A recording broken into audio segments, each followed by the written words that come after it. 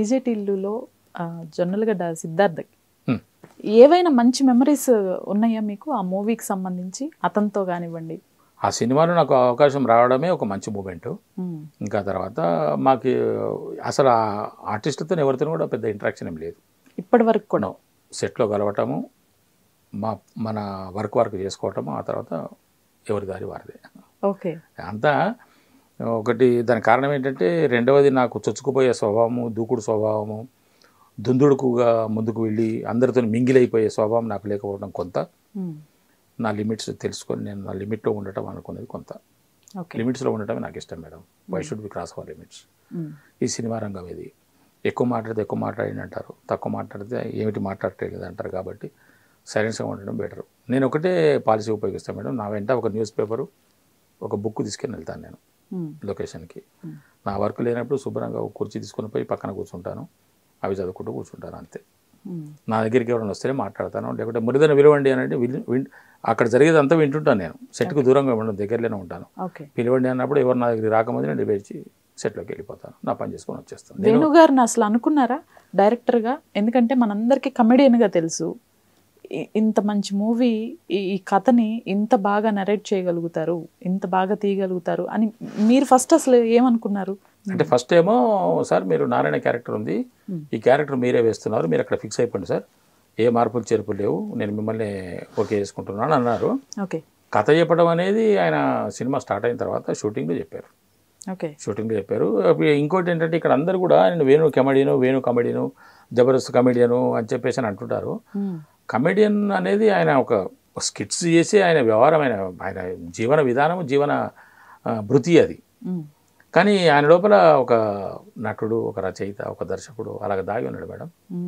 నేను ఒక పెద్ద ల్యాబ్స్, థియేటర్స్ అన్నీ ఉన్న ఒక దగ్గరికి వెళ్తుంటాను నేను, డబ్బింగ్ చెప్పడానికో, ప్రివ్యూలు చూడటానికో. అక్కడికి వెళ్తుంటే అక్కడ ప్రొడక్షన్ బాయ్ ఉన్నాడు ఒక అతను మాట్లాడే విధానము.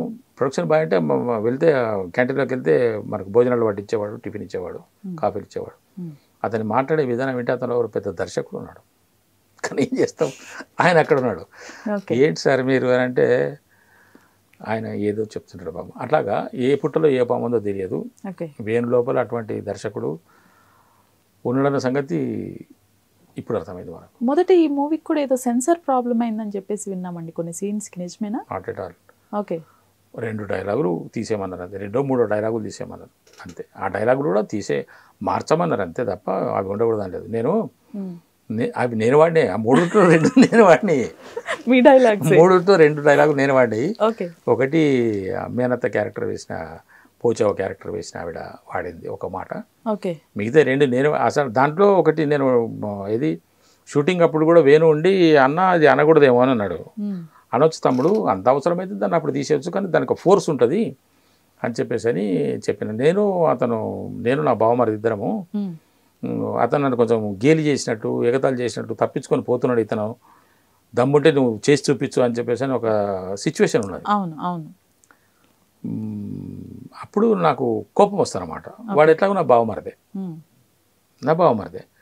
కాబట్టి మామూలుగా ఈ పదం వాడుతుంటారు, తెలంగాణలో వాడుతుంటారు, ఆంధ్రాలో కూడా వాడుతుంటారు. వాడు ఏమంటాడంటే, పెట్టేడు కాడ మాత్రం తాగుతాడు, తినే కాడ తింటాడు, నీకు స్పెషల్ బాటలు తీసుకొచ్చి ఇవ్వాలి, పెట్టే విషయం కాడికి వచ్చి మాత్రం పీక్తాడు అని అతను అంటుంటాడు. అన్నప్పుడు నాకు బాగా రోషం వస్తుంది. రోషం వచ్చేసి, బంచత్ నా మొగతనం లెక్క కడతావురను అనే పాట అన్న నేను. అనగానే అన్న వేణు అని, అన్న సార్ బంచత్ అంటున్నావు అంటే, అనొచ్చు తమ్ముడు ఇది, ఎందుకంటే ఇది ఒక తిట్టు ఆఫ్ కోర్స్. రెండవది నేను ఎవరిని అంటున్నా, నా బావమరిది అంటున్నా.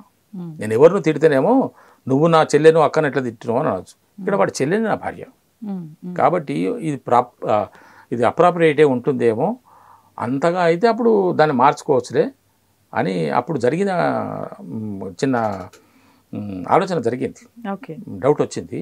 ఆయన నేను అన్నాను. తర్వాత ఇంకోటి బాడుకవులు, ఇంత చేసినా కూడా ఈ బాడుకవులకు బుద్ధి లేదు, ఆ మాత్రం మర్యాద లేదా అనే పదాన్ని వాళ్ళు సెన్సార్ వాళ్ళు బాడుకవులు అనేది బాగుండదండి, ఇంకా దాన్ని మార్చేసి వేరే ఏదైనా పెట్టండి అని అంటే అప్పుడు బేకార్గా అన్నా. ఈ బేకారగాళ్ళకి ఈ బాడుకావులకి ఇంత మర్యాద లేదని ఈ బేకారగాళ్ళు బా కలుస్తుంది అని చెప్పేసి అని బాడుకావులు బేకార్ అంటే బాబా ఆ మిగతాది బా అనేది ఒకటే కనిపిస్తుంది మిగతాది వీరపడదు. ఇంప్రూవైజేషన్స్ ఏవైనా ఉన్నాయండి స్క్రిప్ట్ పరంగా కాకుండా? ఓకే స్క్రిప్ట్ ఎక్కడ మేడం, అయ్యో సెట్లో చాలా మార్చినాం. మీకు ఒక చిన్న ఉదాహరణ చెప్తాను. ఈ మధ్య చాలామంది దాని గురించి చెప్తున్నారు. ఏది ఇప్పుడు నేను చేసిన యాక్టివిటీ గురించి చాలామంది పర్టికులర్గా దాన్నే హైలైట్ చేస్తున్నారు. సార్ మీరు అక్కడ చేసింది అబ్బా మా గుండెలు కదిలించింది సార్ అని చెప్పేసి అంటున్నారు.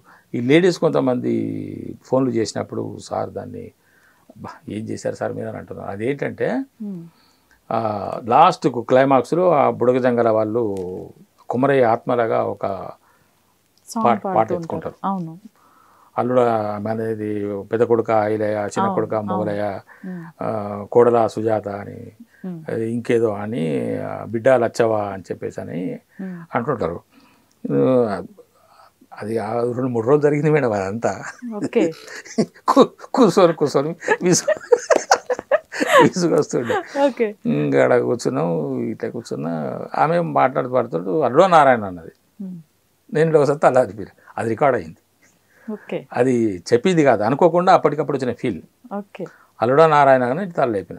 అది ఇప్పుడు ఎంత హైలైట్ అయిందంటే నా స్పందన అట్లా అనిపించేసి తర్వాత నా బిడ్డని నీ చేతిలో పెట్టినా అని చెప్పేసి అన్నప్పుడు ఆమె భుజం మీద నేను చేస్తాను. చేస్తే ఆమె పెద్దగా రెస్పాండ్ కాలే. నొక్కిన నేను గట్టిగా నొక్కితే అప్పుడు ఆమె చేయి తీసి నా చేయి మీద పెట్టింది. మళ్ళీ నేను నా లెఫ్ట్ హ్యాండ్ తీసుకొని మళ్ళీ ఆమె అంటే ఇట్లా పెట్టినాను కదా, ఆమె పెట్టగానే మళ్ళీ అది కూడా చాలా మందిని కదిలించింది. ఆడపిల్లల్ని చాలా మందిని కదిలించింది. అంటే ఇటువంటివన్నీ డైరెక్టర్ గారు చెప్పకుండానే, చెప్పవలసిన అవసరం లేకుండానే మరి మేము ఆర్టిస్ట్గా మాకు వచ్చిన ఫీల్, అప్పటికప్పుడు మాకు కలిగినటువంటి భావన బట్టి చేసినాం మేడం అట్లా.